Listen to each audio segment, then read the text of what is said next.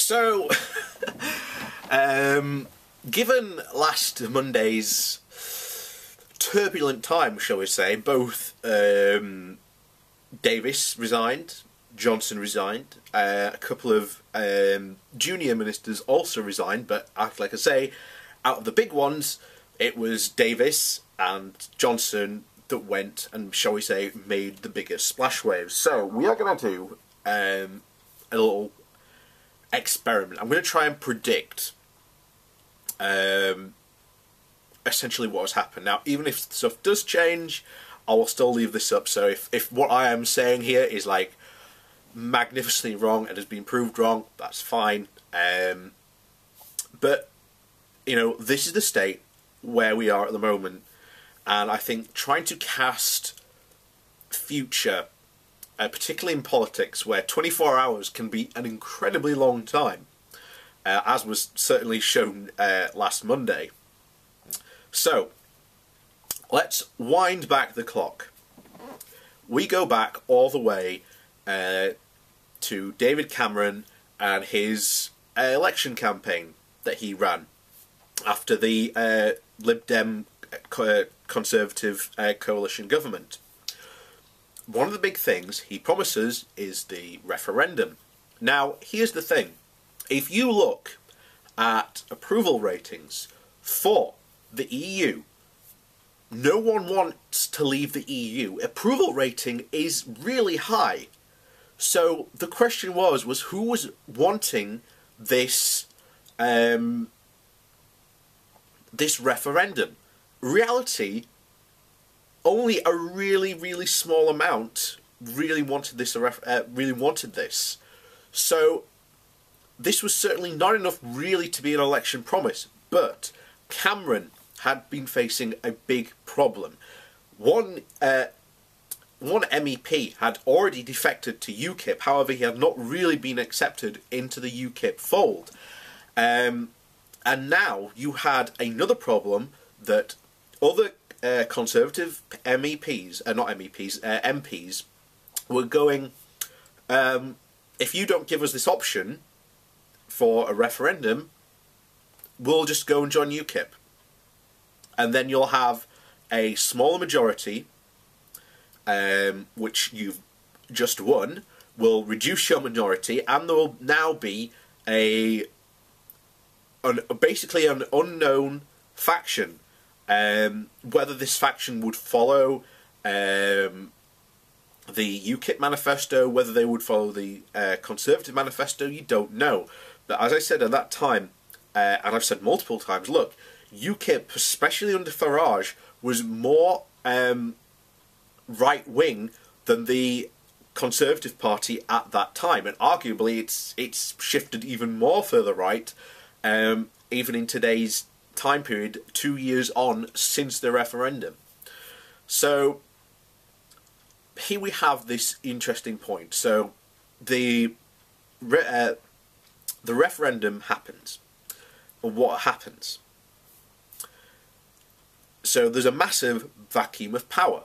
Cameron steps down, and everyone is expecting Johnson to step in and take the position.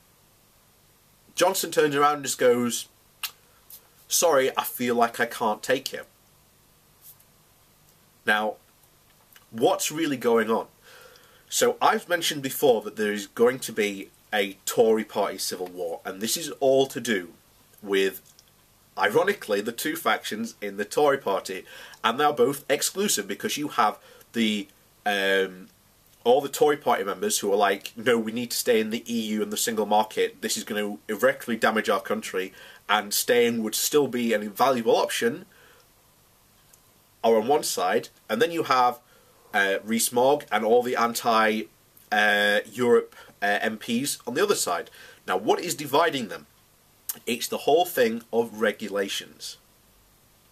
Regulations are to, especially like, we'll just call it Rees-Mogg's faction for the time being, and the other, shall we say, the rest, the centrists, because that's what they really are, the centrist Tories, are basically this. Rees-Mogg's faction want to complete Margaret Thatcher's revolution.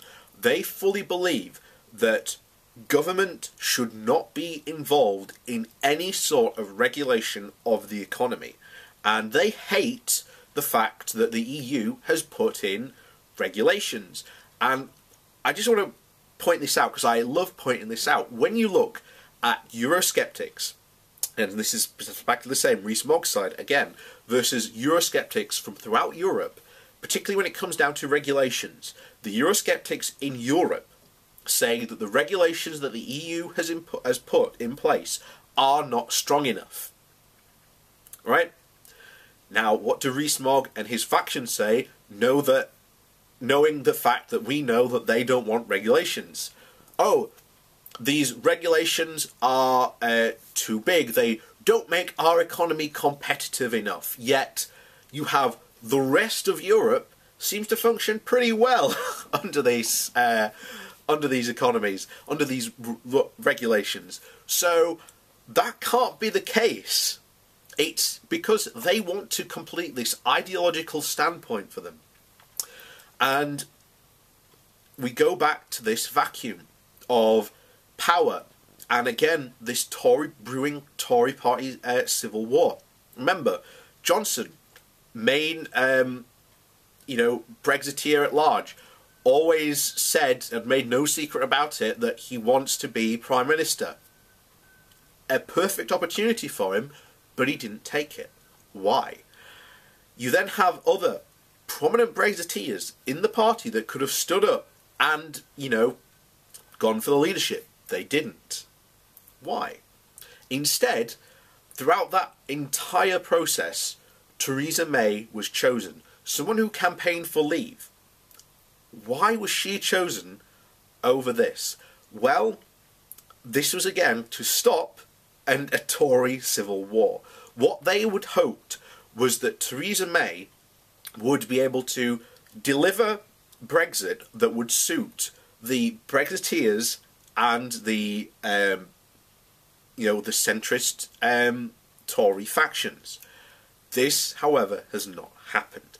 Particularly, as I've said yesterday, and out of the Chequers Summit came the Common Rule Book. This basically means we will be keeping in line and in step with regulations from the EU.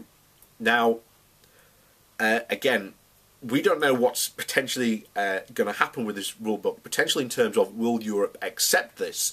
Now, I've said before, and Europe themselves have been very clear on this, they will not allow us to cherry-pick the single market or the customs union. We are either basically in or we are out. There is no other option to be presented.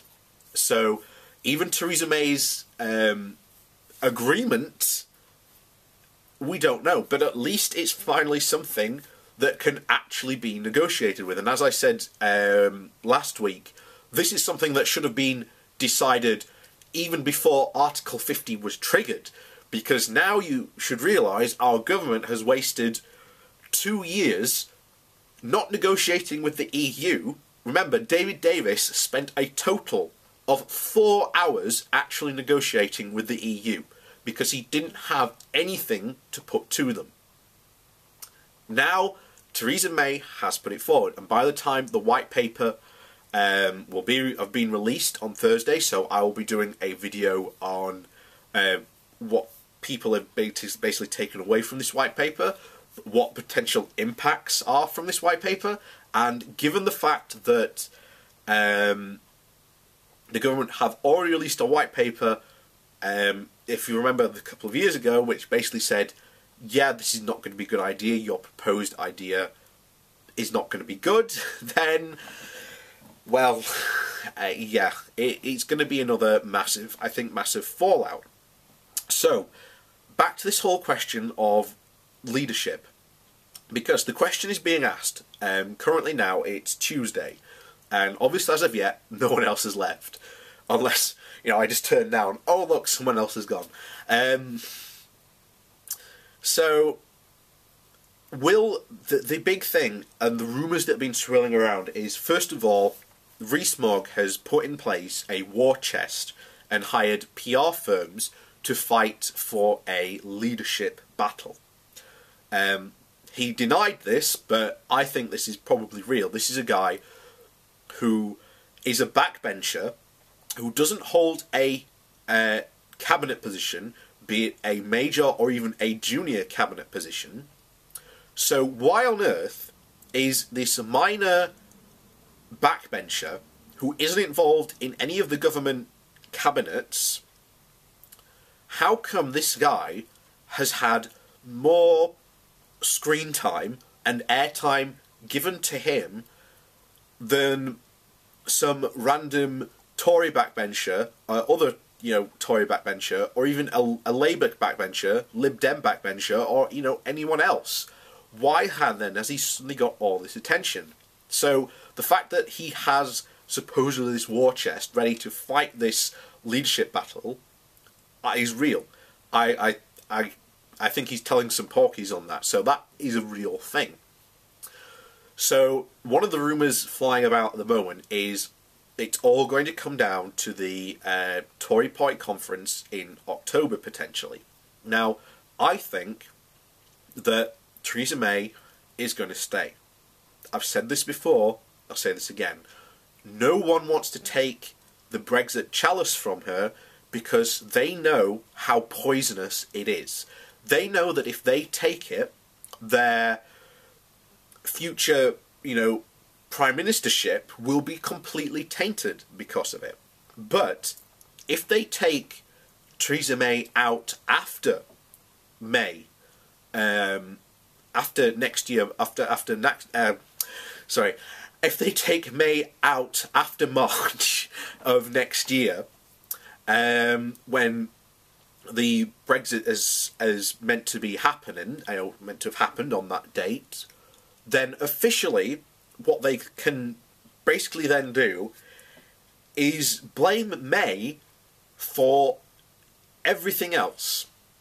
There are a lot of prominent Brexiteers who aren't in the current cabinet who, are potential members for, again, the cabinet, but they have turned down positions or have said they're just not interested at the moment because they don't want to take the heat of what's going to happen over Brexit. We all know Brexit is going to irreversibly hurt and damage this country, not just short term but long term. And every single economic expert is basically voicing that opinion. And I've said before, if you want to look at the historical data prior to when we joined the European single market, back in 1974. The GDP of the UK had been in complete freefall. We were losing 10% of our GDP every year. It was when we joined the beginnings of the European Union, it levelled off and started to rise again. So this is not a good idea. That's economic history that I'm telling you here. So that's why a lot of these guys don't want to take the position now and, sweep May out now, because it will be damaging to them, because then they get the blame for Brexit. Whereas if they take her out after, then all the blame for Brexit can be laid at May's feet. They can basically say anything and everything they want was Theresa May's fault. And even after yesterday, but obviously last Monday, when there was a chart that came out showing all the potential leadership candidates, and basically in a leadership race, everyone would lose to Jacob Rees-Mogg. Even Boris Johnson. Boris Johnson would lose. He would lose by, I think it was about a small margin, but he would lose. I think they were predicting it on the results that it would be something like 44, 48 or something like that. But it was showing substantially that he would lose. And as I've said, why has a backbencher gone out of his way and spent quite a lot of money already on PR firms to essentially shop himself around? He wants to be the only choice when it comes to a leadership race, and that's why all this stuff has been going on. Make no mistake, in a couple of years' time, in a year's time, maybe 2 years' time, Jacob Rees-Mogg will make his move.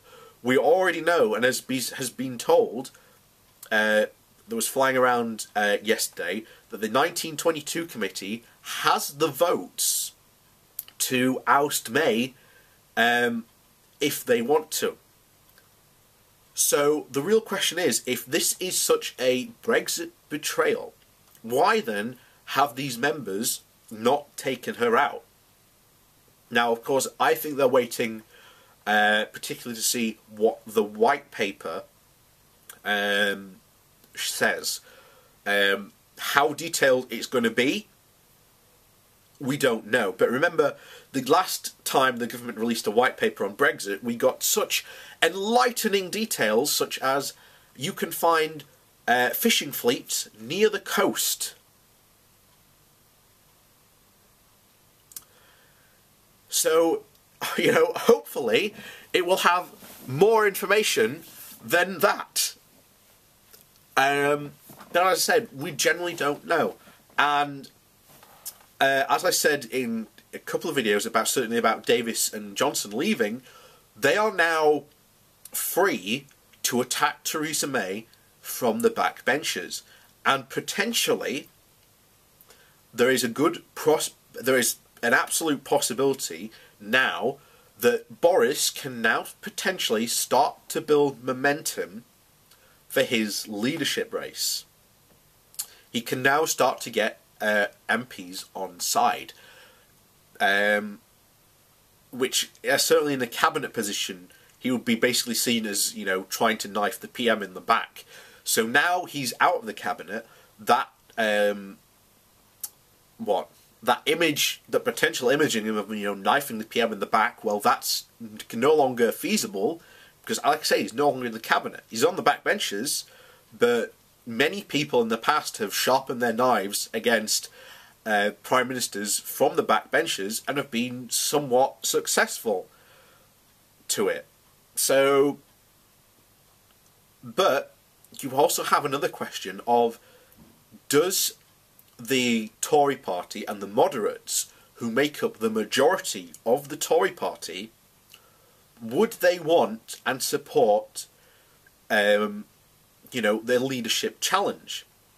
I don't think there is, because I think they know, especially yesterday where it sent the government into absolute chaos, they wouldn't want to send the government even into further chaos by having a leadership challenge at this time. So, like many people, I think there is going to be no leadership challenge until after March 2019. I think after then, that's when you will see a leadership challenge happen. But for now, I think you will see Johnson, I think you will see Grove possibly, and certainly Rees-Mogg. These people will now start to, well, do what they've already been doing, going out on the campaign trail and start to lobby Conservative Party members and MPs for their votes.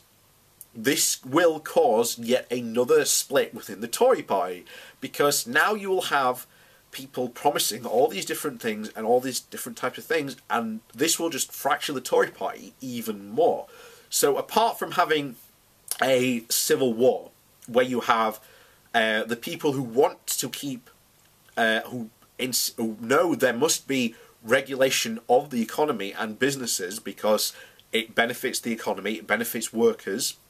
They know, you need it for, again, environmental protection standards and so on and so on. All the usual arguments for, why you should regulate markets. And then you have the other side, which are basically, we want full laissez-faire capitalism. The government shouldn't be involved at all in making any decisions.